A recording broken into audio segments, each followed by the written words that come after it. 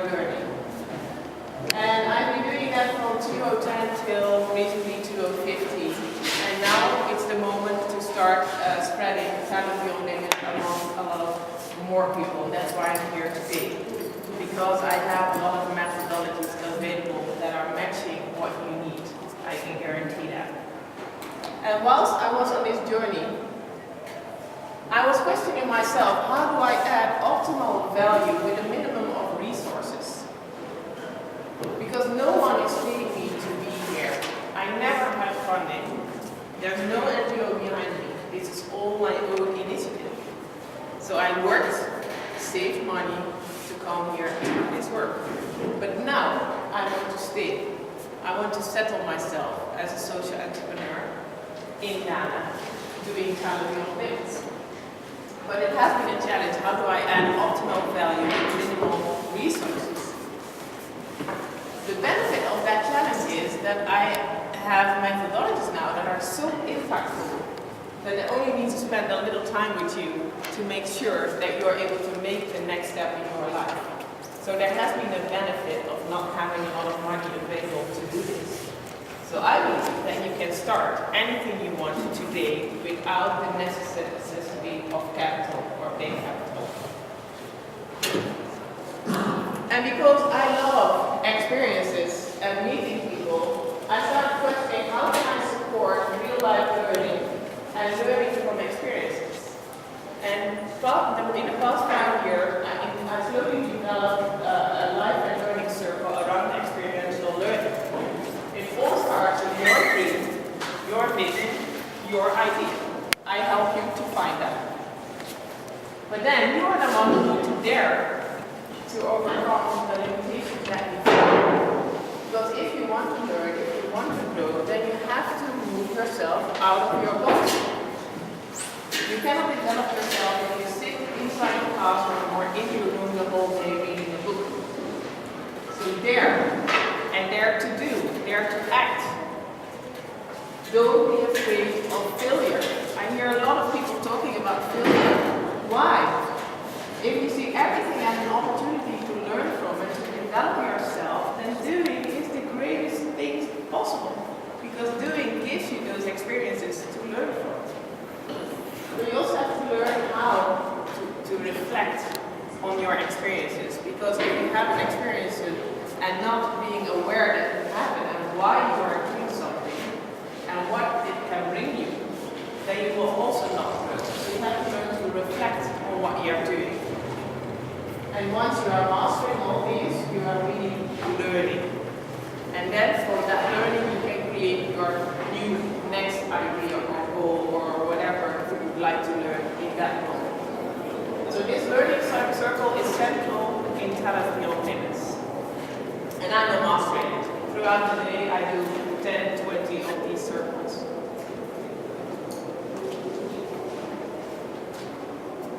What is also very characteristic about philosophy on limits is that it's proactive. It's all about you taking action, taking initiative.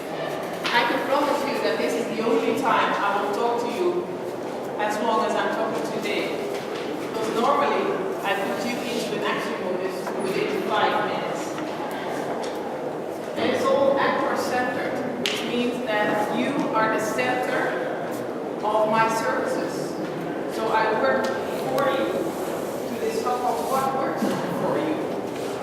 So I serve you in your learning process and help you to realize what you want to realize. And I would like to highlight what I'm doing through the little girl that we saw in the beginning. We remember her as this happy girl playing football or running after a ball. I met her unexpectedly this weekend. The real story behind this little girl is that she's 3 years old. We saw 2 girls, a taller one and a smaller one. They are both 3 years old. The name of this little girl is Amhan. Amhan was found living in a cage together with chicken last December which is only 2 months ago. She was more dead than alive. She was admitted in the hospital of Dr. Abdullahi in Copenhagen, I think you'll know. And she survived. She's alive today.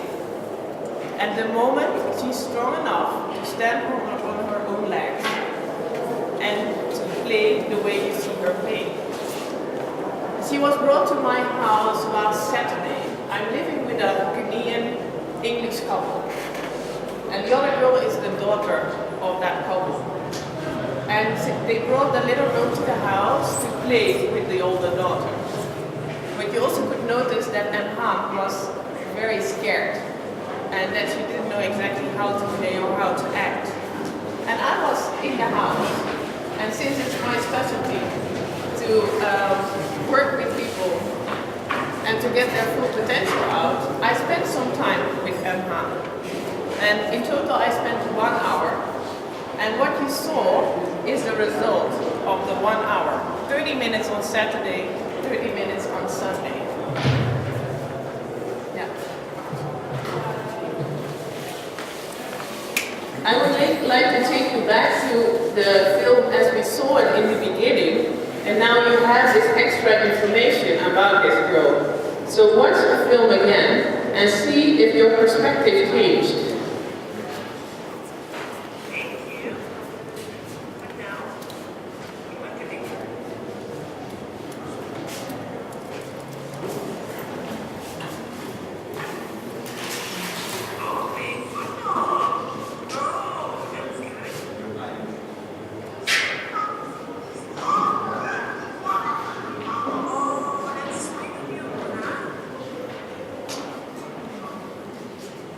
Okay, who's looking differently at the little girl, at her mom? Do you still see the happy girl playing football, or do you see something else? Yeah? The theme of the girl was chasing a ball. Yeah. At a point in time, she got distracted with the toy that the little girl gave. Yeah. But then you realize that just before the video ended, she took the toy alright and still wanted to chase the ball. So it's kind of for me, I see it as chasing your dream and avoiding distractions. You might accept distractions as they come, but then you still have to press on and chase your dream. Okay. Someone else would like to?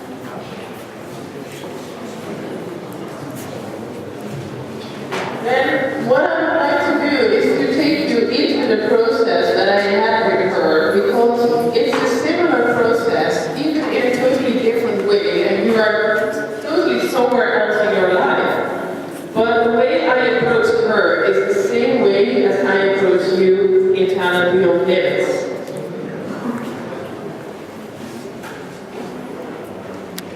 What I did to start with is to create an environment and a learning experience for the two girls.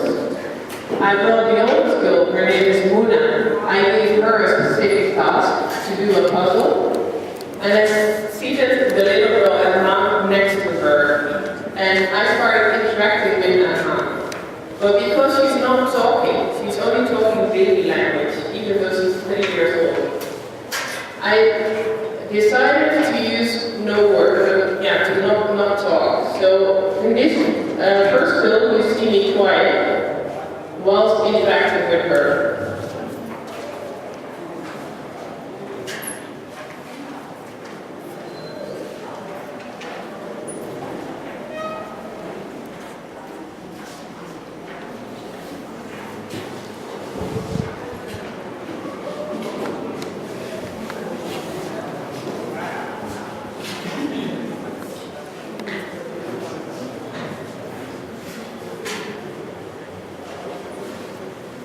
What I do there is what I call sensing. And I also do that with everyone I meet. I can do that whilst talking, but I'm gifted with an ability to sense. So I'm very, very sensitive. So I'm in a way reading her. I'm reading who she is, and really what she might need from me to get her out of her comfort zone. And what you see in the second film is because I'm doing that, she dares to take some initiative.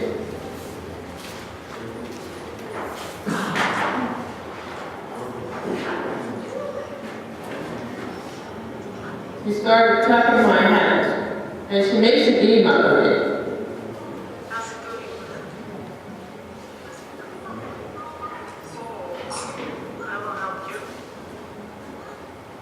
What I'm doing now is to bring her attention to something that is happening outside of us. So I bring her attention to the puzzle that Muna is making. And whilst I'm doing that, you saw already that her hand was going towards the puzzle. She started pointing to the pieces of the puzzle. I gave her one. The first thing she did was eating it. No, that is not the way we are doing it. So I gave her the example to give the piece of the puzzle to Muna so that Muna could make the puzzle. And she understood that very well. So then I knew, she has quite a lot of understanding. If you show her the right example, then she starts interacting on that example that you give her.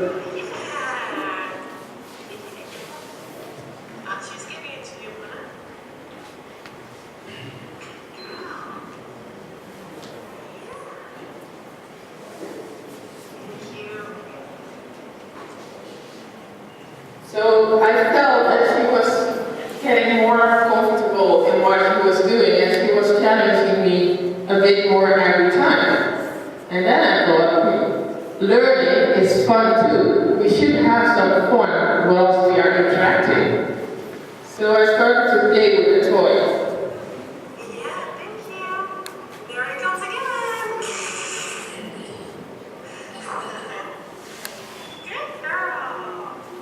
Now we have this happy energy flowing, and you see that Muna is also starting to react on that, and she wants to be part of it.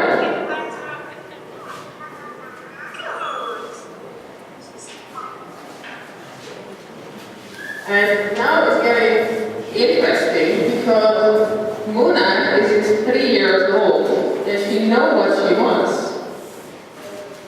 And this little girl Emma is getting too much attention. Let's see what Muna is doing.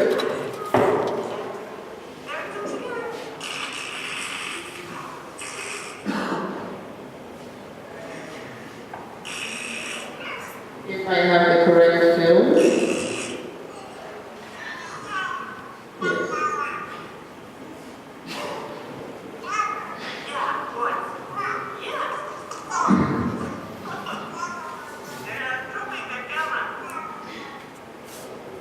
So Muna is getting a little bit annoyed about the fact that I'm having so much fun with Anne and she's making a puzzle. What is important that we all keep on having the confidence that there's space enough for all of us. So even though the attention is going to one particular person, you can also have attention and you can also follow your own thing or your own dream. But that's a little bit difficult to understand for a 3-year-old. But there I got the signal also how important it is to show those two how to interact with each other. Now this was Friday afternoon. The following morning I woke up. I entered the hall, came out of my room, entered the hall. On the right we have the kitchen. There I saw my landlady together with Emma. I was looking to the left and I saw Muna together with the dog. And I made a choice on intuition to go to the left, and I seated myself with Muna and the dog. And I asked Muna, why are you sitting here? And she said, well, I'm helping because Mommy is in the kitchen with Anhan, but Anhan is afraid of the dog. So that's why I'm sitting here with the dog, so that she cannot be afraid of it. And I thought, we can approach it differently. So I seated myself and I started doing this with the dog and communicating to Muna. Then I looked at my left and I saw that Amhan was curious. She came out of the kitchen. She didn't dare, but she was too curious. So she made a few steps into the hole and then started coming to me. And she approached me, still a little bit hesitating. But she started pointing to my hand. And I raised my hand and she took my fingers and smiled. So she was repeating the game that we did on Saturday afternoon. And that was her way of greeting me that morning. And whilst I continued interacting with the dog and smiled while I was doing it, she felt comfortable around me and around the dog. And I think within 10 minutes, she was doing this with the dog. So she was trying to give attention to the dog in her own way. So again, you see this little girl, she dares to come out of the kitchen. Because I created this environment for her in which she feels comfortable enough to start flourishing, to start becoming the potential that she has. And if I would look at her as this sad, poor girl that was living in a cage with chicken till December, and if I would emphasize the fact that she's so small while she's already 3 years old, if I would look at everything that she's lacking, do you think she will be this happy girl? Do you think she will grow to be her full potential? I think not. Because everything you give attention to grows. And the more attention I and we give to what we cannot do or cannot be, the more we keep ourselves captured to where we not want to be. The more we emphasize what we do have on board, the more we emphasize the talents and the qualities and the potential that we do have, the more we will flourish towards that potential. And again, that is what Talent Beyond Limits is about. Everything I do is there to support you in becoming your full potential. But you are always the one driving the car. I can give you directions, I can give you guidance in every possible way, but if you don't take the initiative in the end, if you don't dare to do, then we are done in a very short time. This little girl will keep on motivating me. I don't know if I will see her again, but in my heart, she will keep on motivating me in what I'm doing, because you see the result 2 times 30 minutes. And well, then I know why I'm here, then I know why I'm living the life that I'm living. Because I keep on meeting beautiful people with a lot of potential, and I think all of you are one of them.